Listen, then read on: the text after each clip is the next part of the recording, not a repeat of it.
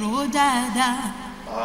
Ìwà ẹ̀dá ò jọra wọn. Àwọn èṣe oúnjẹ mi kí á ṣe. Àṣìṣe ló ń bẹ lọ́nà oko.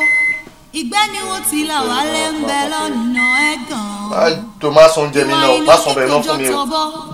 Àṣà ìbá ṣe àdàbà, ayé ìbá rojú. Ìwà ẹ̀dá ò jọra wọn. Ìwà ẹ̀dá ò jọra wọn. That's it. Okay. I'm ready. Any àlejò ni? Tó, èmi náà mo ń ṣàlejò ara mi. Mo rò pé gbogbo àjọ mu sí ìrìn láìpẹ́ ni. Bàtẹ́ mi ò mú. Ẹ mọ̀ pé mi ò kí n really enjoy. Mo kàn á dúró jẹ́ pé kó ṣe díẹ̀ kí n fi ẹ̀bà síkùn ni. Èmi fẹ́ràn oúnjẹ Áfíríkà. Ṣé ti inú olúwa ṣe wọ́n lé olúwa ṣe kọ́ ẹ̀ náà. Ẹran mélòó lélẹ̀? Mọ́ mi tutù. Ẹran rẹ̀ mú ṣáánì. Mo mú chicken. Mo mú ẹran gidi pọ̀pọ̀tọ̀.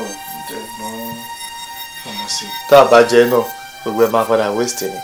Èyí tó gbé ń ṣe lè máa kẹ́ran lè máa lọ dà sínú bin ẹ̀ ló ti bàjẹ́ àìlèjẹ́bẹ̀ ẹjọ́ kẹta. Bẹ́ẹ̀ pé iṣẹ́ tí ẹ ṣe máa kó sínú bin ìdọ̀tí kó kú bin sínú ti tèmi ìyá dẹ̀ tún bẹ́tà àní máa waste oúnjẹ. But kò fọ́nì náà torí mo bá yín sọ ń sìn yẹn rìnrìn kí ló fọ́nì nínú gbogbo tá à ń sọ yìí náà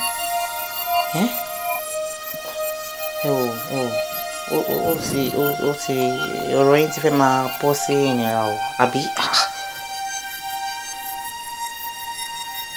mi ò like bẹ́ẹ̀ ṣe ń ṣe rárá o àbí because tó bá ń dẹrun sí bí ní fi sílẹ̀ kó má dà sí bí náà but ẹ̀yin ẹ jẹun iye ẹran tẹ́ bá lè jẹ òun nìyẹn kó àti pé tí wọ́n bá wà nílé onílé ó rọra máa ṣe pẹ̀lẹ́pẹ̀lẹ́ ni ọ̀rọ̀ yín ti fẹ́ máa bọ́ sí ìnira fún mi o èyí náà dé mọ̀ nínú ọkùnrin ẹ mọ̀ tẹ́ bá ń hùwà tó dáa ẹ mọ̀ náà tí ẹ ṣàánú ẹni tó lọ ń ṣe gbogbo iṣẹ́ ìwà ẹni lẹ́ni àti lọ látàárọ̀ àti ṣiṣẹ́ lọ àti mi rí ojú wọn dáadáa gan nínú ilé wọ́n tuntun lọ lálẹ́ wọ́n tuntun lọ wọṣẹ́ mi ẹ̀yin dẹ̀ wà mí báyìí ń jẹ gbogbo ẹni rẹ̀ ọ̀rọ̀ rẹ̀ báyìí sọ.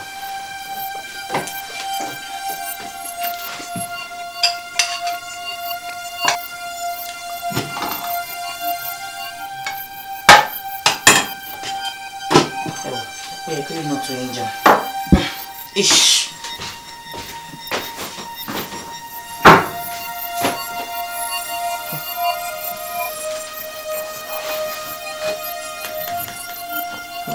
ìlú òyìnbó